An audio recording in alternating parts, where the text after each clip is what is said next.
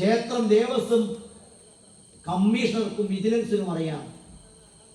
ഓരോ വർഷവും അവരിന്റെ സ്പെഷ്യൽ അതിന്റെ കോപ്പി അവരുടെ ആഫീസിലുമുണ്ട്, വിജിലൻസിന്റെ ആഫീസിലുണ്ട്. വേറെ എങ്ങോട്ടും പോണ്ട. 30 കൊല്ലത്തെ കേരളത്തിലെ ദേവസ്വം വിജിലൻസിന്റെ രേഖകൾ പരിശോധിച്ചാൽ, റിപ്പോർട്ട് പരിശോധിച്ചാൽ എന്തൊക്കെ കട്ടിട്ടുണ്ട്, എത്രയൊക്കെ കട്ടിട്ടുണ്ട്, ആരൊക്കെയാണ് കട്ടത് എന്നതിന്റെ രേഖകളുണ്ട്. ആ റിപ്പോർട്ട് പുറത്തുവിടാൻ തയ്യാറാകണം. 4 ആവശ്യങ്ങൾ. 1, ഈ കേസ് CBI അന്വേഷിക്കണം. 2, ദേവസ്വം മന്ത്രി, ദേവസ്വം പ്രസിഡന്റ്, ദേവസ്വം ബോർഡ് അംഗങ്ങൾ, ദേവസ്വം ബോർഡ് ജീവനക്കാർ ഇവരുടെ പേരിൽ ക്രിമിനൽ കേസ് എടുക്കണം.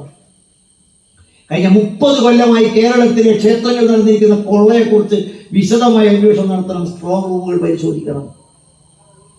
ദേവസ്വം വിജിലൻസ് ഡിപ്പാർട്ട്മെന്റ് കണ്ടെത്തിയിരിക്കുന്ന രേഖകൾ, രേഖപ്പെടുത്തിയ കാര്യങ്ങൾ അത് പുറത്തുവിടണം. ഇത്രയും ചെയ്താൽ ഈ കാര്യങ്ങൾ വളരെ കൃത്യമാകും.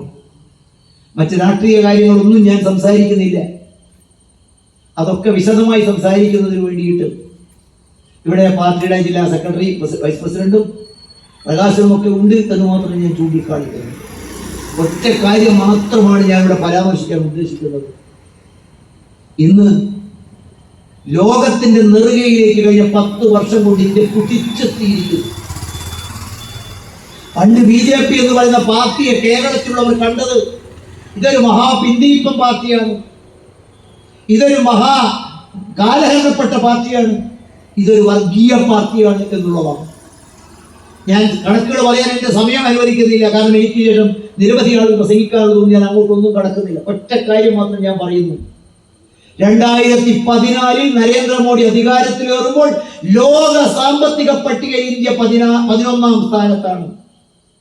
എന്ന് പറഞ്ഞാൽ 2014 മോഡി ഇന്ത്യയുടെ പ്രധാനമന്ത്രിയാവുമ്പോൾ 60 കൊല്ലം കോൺഗ്രസ് ഇന്ത്യ ഭരിച്ച് മോഡിയെ ഏൽപ്പിക്കുമ്പോൾ ഭാരതം 11ാം സ്ഥാനത്താണ് എന്ന് പറഞ്ഞാൽ 10 രാജ്യങ്ങൾ ഇന്ത്യയുടെ മുൻപിലുണ്ടായിരുന്നു. 10 രാജ്യങ്ങൾ.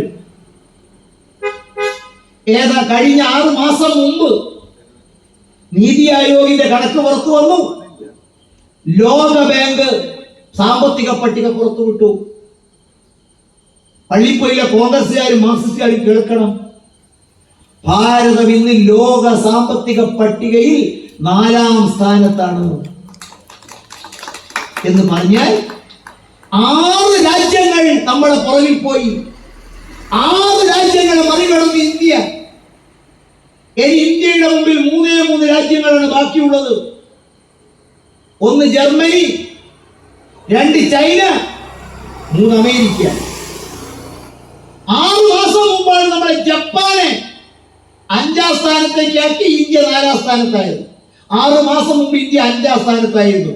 4ാം സ്ഥാനത്ത് ജപ്പാൻ, 5ാം സ്ഥാനത്ത്, 3ാം സ്ഥാനത്ത് ജർമ്മനി, 2ാം സ്ഥാനത്ത് ചൈന, 1ാം സ്ഥാനത്ത് അമേരിക്ക. 6 മാസം മുമ്പ് നമ്മൾ 5ാം സ്ഥാനത്ത് നിന്നും ജപ്പാനെ 5ാം സ്ഥാനത്താക്കി ഇന്ത്യ 4ാം സ്ഥാനത്ത് വന്നു. ഇനി നമ്മുടെ മുമ്പിൽ 3ാം സ്ഥാനത്ത് ജർമ്മനി, 2ാം സ്ഥാനത്ത് ചൈന, 1ാം സ്ഥാനത്ത് അമേരിക്ക ഉണ്ട്. അഹങ്കാരത്തോടെ ഞാൻ പറയും, ലോക സാമ്പത്തിക വിദഗ്ധന്മാർ പറയുന്നു, ഏതാനും മാസങ്ങൾ കഴിയുമ്പോൾ ജർമ്മനി 4ാം സ്ഥാനത്തേക്ക് കടക്കും, ഭാരതം 3ാം സ്ഥാനത്തേക്ക് എത്തും. നേട്ടങ്ങളുടെ പരമ്പരകൾ എന്റെ മുമ്പിൽ നിരത്താനുണ്ട്. ഞാൻ അങ്ങോട്ടൊന്നും പോകുന്നില്ല. ഒരു സന്തോഷ വാർത്തയുള്ളത്, ഏറ്റവും അവസാനം ഇന്നിപ്പോ നടക്കുന്ന ഒരു തർക്കം, കേരളത്തിലെ വിദ്യാഭ്യാസ പുരോഗതിക്ക് വേണ്ടി കേന്ദ്ര ഗവൺമെന്റ് കൊണ്ടുവന്ന PM ശ്രീ. ശ്രീ എന്ന് പറഞ്ഞാൽ SRIയുടെ ഫുൾ ഫോമാണ്, ഷോർട്ട് ഫോമാണ്, ഫുൾ ഫോമാണ്. എന്താണ് SRI? PM എന്ന് പറഞ്ഞാൽ പ്രധാനമന്ത്രി. കോൺഗ്രസ് ഭരിക്കുമ്പോൾ പദ്ധതി ആരുടെ പേരില്ല?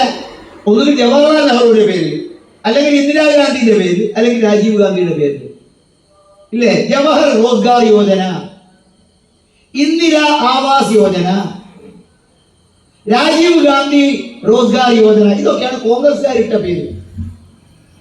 പ്രധാനമന്ത്രിയുടെ പേര്. നരേന്ദ്രമോദിയുടെ പേരിൽ ഒരു പദ്ധതികൾ കാണിച്ചു തരാൻ പറ്റുമോ? അദ്ദേഹത്തെ പേര് PM, പ്രധാനമന്ത്രി.